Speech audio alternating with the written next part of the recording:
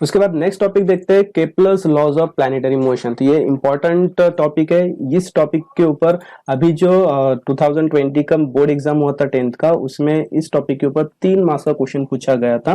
तो ये बहुत ज्यादा इंपॉर्टेंट टॉपिक है, तो इस टॉपिक को हम लोग देख लेते हैं।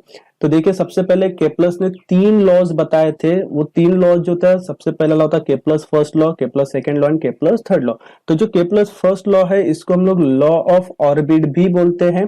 सेकेंड लॉ जो होता है उसको हम लॉ ऑफ एरिया बोलते हैं, और थर्ड जो लॉ था उसको हम लॉ ऑफ टाइम बोलते हैं, या फिर टाइम पीरियड बोलेंगे उसको, law of time period. Clear है? तो सबसे पहला लॉ जो है उसको हम लोग देख लेते हैं, केपलर्स फर्स्ट लॉ। तो देखिए क्या बोलता है ये लॉ, द ऑर्बिट, यहां पे देखिए क्या वर्ड यूज किया हम लोग ने, the orbit of a planet is an ellipse. मतलब कि जो प्लैनेट है वो प्लैनेट क्या हो रहा है, इलिप्स पाथ में क्या कर रहा है, रोटेट हो रहा है। समझ में आ रहा है यहाँ पे? देखिए अब इसको कंसीडर कर लेते हैं हम लोग। इसके आगे पहले हम लोग समझ लेते हैं क्या हो रहा है। The orbit of a planet is an ellipse with the sun at one of the foci. जिसमें क्या है, जो सन है वो कहां पे है, किसी एक फोसाई पे। अब ये फोसाई का मतलब होता है फोकस पॉइंट। जनरली इसमें 2 फोकस होते हैं, तो फोकस का जो प्लूरल फॉर्म है वो होता है फोसाई, मतलब सिंगल प्लूरल फॉर्म में वो होता है फोसाई। क्लियर है? तो यहाँ पे देखिए जो सन है यहाँ पे दिखाई दे रहा है हम लोग को, ये हो गया सन का पोजीशन। ठीक है, अब इस सन का पोजीशन दूसरा कलर यूज कर लेते हैं हम लोग, इसको ग्रीन कलर से दिखा देते हैं। ठीक, तो यहाँ पे ये जो है ये दिख रहा है हम लोग को, सन, सन का पोजीशन हो गया। अब इस सन पोजीशन में यहाँ पे ये हो गया एक फोकस, और सपोज करो दूसरा जो फोकस है, दूसरा फोकस कहाँ पे होता है, यहाँ पे होगा। क्लियर है? इलिप्टिकल पाथ में 2 फोकस है। क्लियर? तो यहाँ पे हम लोग क्या बोल रहे हैं कि जो भी प्लैनेट है, सपोज करो यहाँ पे ये जो ए पॉइंट है, ए पॉइंट जो है यहाँ पर रेड कलर से ले लेते हैं हम लोग, ये ए पॉइंट जो यहाँ पे क्या है, प्लैनेट है। यहाँ पे ये दिख रहा है हम लोग को प्लैनेट। ठीक है, तो ये प्लैनेट क्या हो रहा है, ऐसे सर्कुलर पाथ में क्या कर रहा है, इलिप्टिकल पाथ में क्या कर रहा है, ये रोटेट कर रहा है इस तरीके से। ठीक है, ये जो प्लैनेट है, ये प्लैनेट क्या होगा, ऐसे इलिप्टिकल पाथ में रोटेट करेगा। क्लियर है?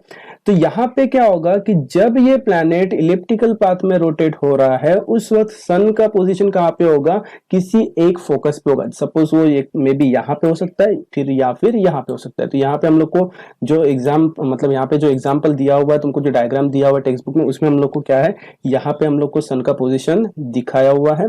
ये हो गया सन का पोजीशन, और उसके बाद में ये प्लैनेट जो, वो प्लैनेट क्या हो रहा है, उसके अराउंड में इलिप्टिकल पाथ में रिवॉल्व हो रहा है। क्लियर है? तो फर्स्ट लॉ समझ में आ गया हम लोग को। फर्स्ट लॉ क्या एकदम क्लियर कट है, क्या बोल रहा है कि the orbit of a planet is an ellipse with the sun at one of the foci. मतलब कि जो प्लैनेट का ऑर्बिट होता है वो ऑर्बिट क्या होता है, इलिप्टिकल होता है, और उसमें सन क्या होता है, किसी एक फोकस पे प्रेजेंट होता है। ठीक है, उसके बाद में देखिए, ये तो हो गया फर्स्ट लॉ।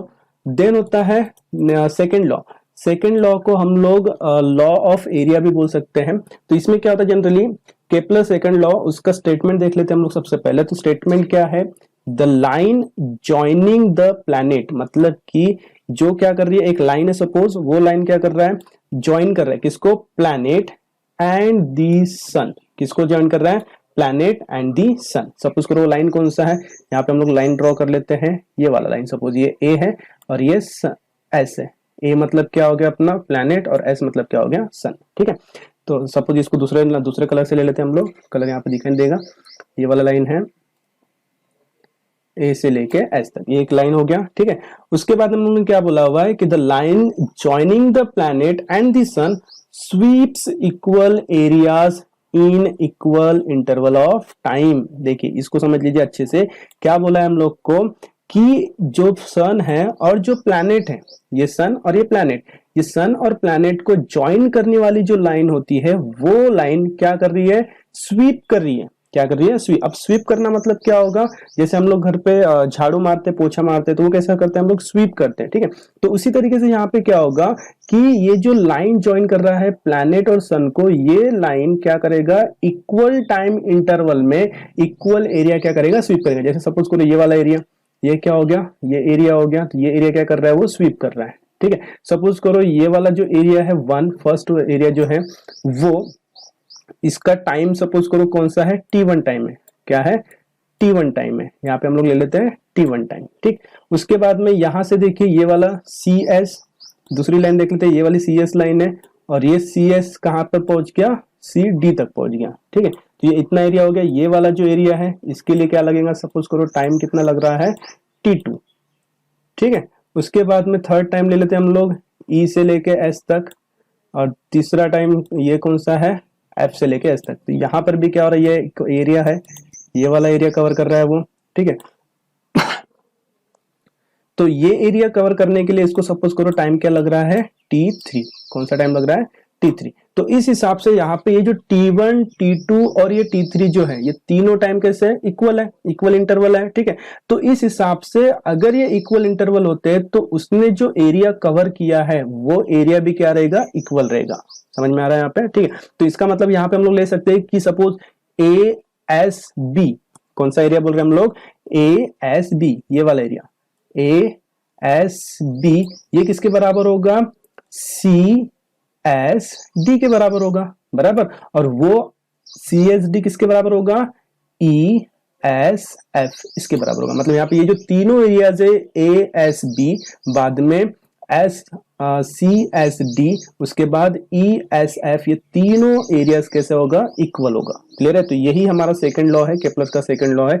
तो सेकंड लॉ फिर से एक बार देखिए क्या बोल रहे हैं हम लोग, the line joining the planet and the sun sweeps equal areas in equal intervals of time. मतलब कि जो लाइन प्लैनेट और सन को ज्वाइन करती है वो line equal interval of time में इक्वल एरिया ही क्या करेगी, कवर करेगी, स्वीप करेगी। क्लियर है यहाँ तक।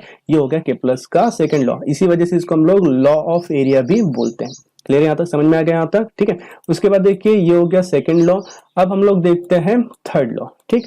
तो थर्ड लॉ देखिए, थर्ड लॉ का स्टेटमेंट हम लोग को दिया हुआ है यहाँ पे, फिर से वही वाला डायग्राम रहेगा हमारे पास। तो देखिए केप्लर्स का थर्ड लॉ क्या बोलता है, see the square of its period of revolution around the sun is directly proportional to the cube of the mean distance of a planet from the sun। अब यहाँ पे समझने में थोड़ा मुश्किल जा रही है, तो देखिए अब समझ लेते हैं इसको, एकदम इजी है ये। देखो क्या बोला हम लोग ने, the square of its period of revolution. अब सबसे पहले हम लोग पीरियड ऑफ रिवॉल्यूशन समझ लेते हैं। तो पीरियड ऑफ रिवॉल्यूशन का मतलब क्या हो गया कि सपोज ये जो प्लैनेट ए है, ये ए प्लैनेट यहां से ए से स्टार्ट हुआ, और ए से स्टार्ट होके क्या हो गया, फिर पूरा इलेप्टिकल पाथ कंप्लीट कर फिर से क्या हो गया, ए में वापस आ गया, ठीक है। तो उसके लिए क्या लगा, उसको कुछ टाइम लगेगा, और वो टाइम क्या लगा, सपोज करो टी। क्या टाइम लगा उसको, टी, ठीक है। इतना ओके है। देन उसके बाद में ये जो टाइम पीरियड है उसका क्या कर दिया हम लोग ने, स्क्वायर कर दिया। क्या कर दिया, स्क्वायर। तो सपोज करो ये टी है और इसका क्या किया हम लोग ने, स्क्वायर, ठीक। उसके बाद में क्या बोला है, इज डायरेक्टली प्रोपोर्शनल। ये क्या है, डायरेक्टली प्रोपोर्शनल। अब ये डायरेक्टली प्रोपोर्शनल का साइन हो गया, ठीक है, to the cube of the mean distance of a planet from the sun. मतलब कि यहाँ पे ये जो प्लैनेट और सन इसका जो डिस्टेंस है, तो यहाँ पे डिस्टेंस देखो वेरी कर रहा है। इस पॉइंट पे देखो यहाँ पे डिस्टेंस कम है, यहाँ पे देखेंगे तो क्या हो रहा है, यहाँ पे डिस्टेंस ज्यादा है, इधर देखेंगे तो इधर और ज्यादा है, ठीक है। तो इसका जो डिस्टेंस है वेरी कर रहा है। तो इन सब डिस्टेंसेस का हम लोग क्या निकाल लेंगे, मीन डिस्टेंस। क्या बोलेंगे इसको, मीन डिस्टेंस। समझ में आ रहा है यहाँ तक। तो सपोज करो हम लोग ने क्या किया हुआ है कि वो जो मीन डिस्टेंस था वो क्या कंसिडर कर लिया, स्मॉल आर कंसिडर कर दिया, ठीक है। यहाँ तक ओके है, ठीक है। देखो फिर से एक बार क्या बोला हम लोग ने कि ये जो टाइम टी जो है वो टी क्या हो गया, उसके रिवॉल्यूशन का टाइम पीरियड हो गया। उसके बाद आर जो है, आर क्या हो गया, मीन डिस्टेंस हो गया। किसके बीच का मीन डिस्टेंस, सन और प्लैनेट के बीच का, ठीक है। तो ये जो मीन डिस्टेंस है उसका क्या करना है हम लोग को, क्यूब करना है। क्या करना है, क्यूब। क्लियर है यहां तक, ठीक। तो देखिए क्या बन रहा है स्टेटमेंट कि the square of the time period, बोल सकते हैं हम लोग, the square of time period is directly proportional to the mean distance between sun and planet. Simple हो गया। ये क्या हो गया, केप्लर्स का थर्ड लॉ। क्लियर है। देखिए फिर से एक बार हम लोग इसका स्टेटमेंट देख लेते हैं। The square of its period of revolution around the sun is directly proportional to the cube of the mean distance of planet from the sun. Clear है। तो यहाँ पे देखिए हम लोग ने यहाँ पे लिखा हुआ है, if r is the average distance of the planet from the sun and t is its period of revolution। तो यहाँ पे हम लोग ने स्मॉल टी लिया था, तो हम लोग क्या लिख सकते हैं, कैपिटल टी भी लिख सकते हैं। क्लियर है। तो उस हिसाब से देखिए इसका इक्वेशन क्या बनता है, दिखा दे अभी।